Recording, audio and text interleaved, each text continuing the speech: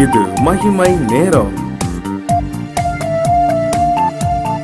ஆண்டவரும் உலகரட்சகருமாய் இருக்கிற இயேசு கிறிஸ்துவின் ஈடியினேற்ற பரிசுத்த நாமத்தில் என் அன்பின் வாழ்த்துக்கள்.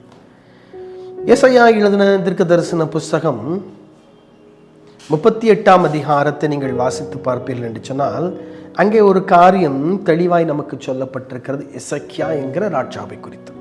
இந்த ராஜா கர்த்தருக்காக உண்மையாக இருந்த ஒரு ராஜா, ஆண்டவரத்தில் பயபக்தியா இருந்த ஒருவர். திடீர்னு வியாதி போட்டு விழுந்துட்டார். சோறுபுறமா திரும்பி, கர்த்தாவே பாதி வயசுல என்ன எடுத்துக்கிடாதீங்கயா, உமக்காக உண்மையா இருந்தேன்.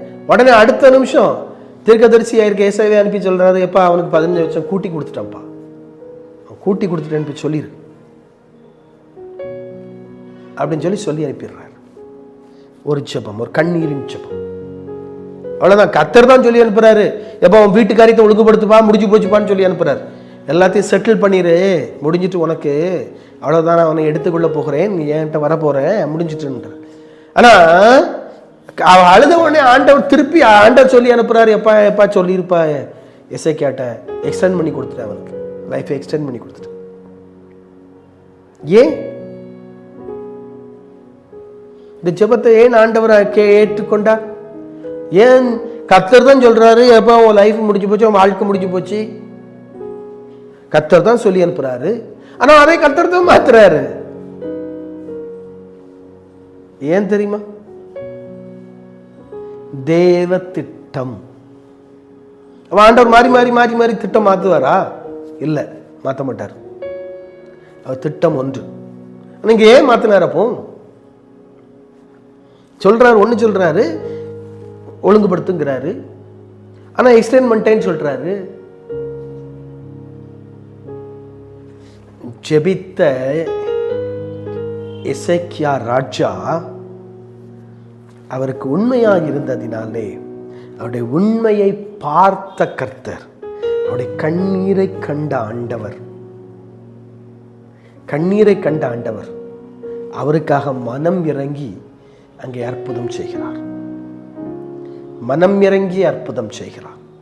சில நேரங்களில் நம்முடைய ஜெபத்திற்கும் தேவன் பதில் கொடுப்பாரு, நான் இல்லைன்னு சொல்லலை. சில காரியத்தை நீங்க பிடிவாதமா கேட்டீங்கன்னா கொடுத்துருவார். வச்சுக்கப்பா, ரைட் வச்சுக்கோ, கேட்டல்ல வச்சுக்கோ.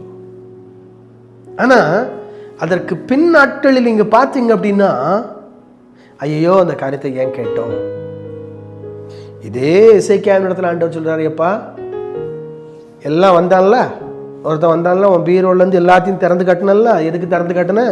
ரைட்டு, ஒன்றும் இல்லாமல் பாபிலோனுக்கு கொண்டு போயிடுவான், ஒன்றும் இல்லாமல் பாபிலோனுக்கு கொண்டு போயிடுவான் சொன்னாரா? சொன்னாரு. ஏன்?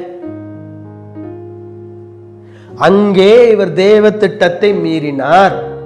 இவர் ஜபிக்கிறவராய் இருந்தாலும், விண்ணப்பம் பண்ணினவராய் இருந்தாலும் தேவ திட்டத்தை மீறினார். ஏன் தேவ திட்டம் பண்ணினாரு? இவர் ராஜா, இவருடைய கட்டுப்பாட்டில் இருக்கிறது, இவருடைய கண்ட்ரோல்ல இருக்கிறது, எல்லாம் எல்லாம் இவருடைய கட்டுப்பாட்டில் இருக்கிறது.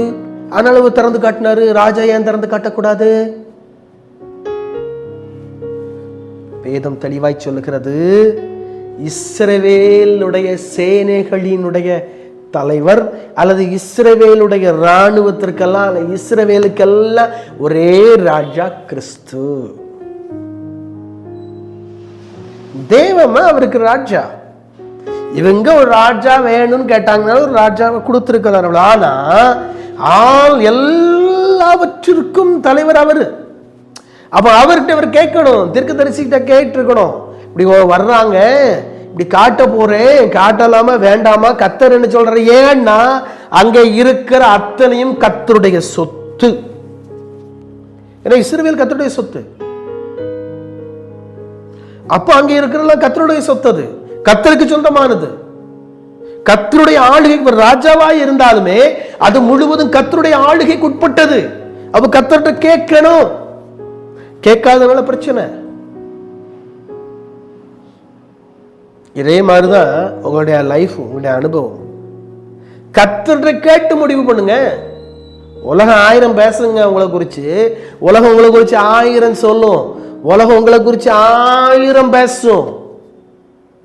இந்த காதுல வாங்குங்க, இதில் விட்டுட்டு போய்கிட்டே இருங்க. இந்த காதுல வாங்கணும், இதில் விடணும். 1000 பேசும். ஆனா தேவனுடைய திட்டம் என்பதை ஒரு ஊழியக்காரர் அறிந்து கொண்டால், அல்ல ஒரு விசுவாசி அறிந்து கொண்டால், அதுல தான் நீங்க ஸ்டாண்ட் பண்ணணும். அந்த திட்டத்தின் மையத்துல தான் நீங்க இருக்கணும்.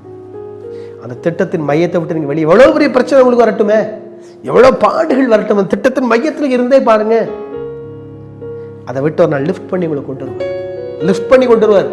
உங்களை பரிகாசனம் பண்ணவங்க, உங்களை ஒன்றும் இல்லாதவன் சொன்னவங்க, முன்னேற மாட்டான்னு சொன்னவங்க, ஐயையோ காசுக்கு என்ன செய்வாரு, பணத்திற்கு என்ன செய்வாரு, ஃபைனான்ஸ் எப்படி வரும் அப்படின்லாம் கேட்டவங்க அப்படியா கேட்பாங்க. ஏன்?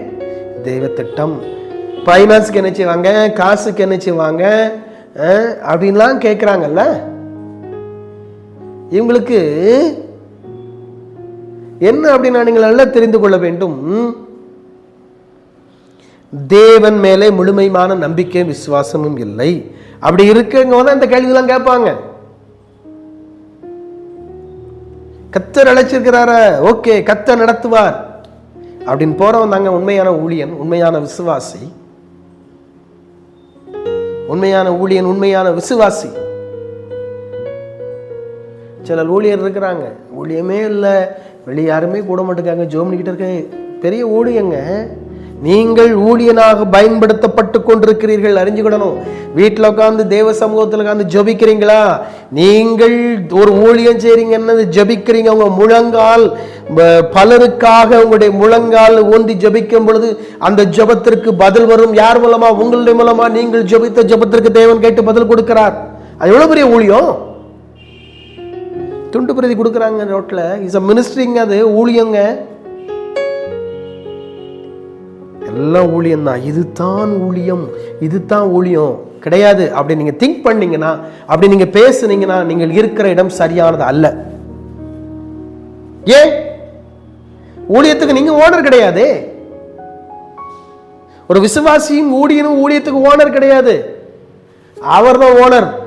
அவரை விட்டுட்டு, அவரை ஓரமா வச்சுட்டு, அவருடைய திட்டத்தை எல்லாம் ஓரமா வச்சுட்டு நீங்க ஓனர் மாதிரி பிஹேவ் பண்ணீங்க அப்படின்னா அவர் இருக்க மாட்டார். அவர் இருக்க மாட்டார். அதுல ஃபெயிலியர். தலைகள் தாத்தி ஜெபிப்போம். அன்பின் ஆண்டவரே, உமக்கு ஸ்தோத்திரம். ஆண்டவரே, எங்களுடைய ஊழியத்திற்கும் என்னுடைய வாழ்க்கைக்கும் நீரே தலைவர். ஆண்டவரே, நீரே ஓனர். உங்களிடத்தில் கேட்டு நாங்கள் பெற்றுக்கொள்ள உதவி. இயேசுவின் நாமத்தில் ஜெபிக்கிறோம் பிதாவே, ஆமென்.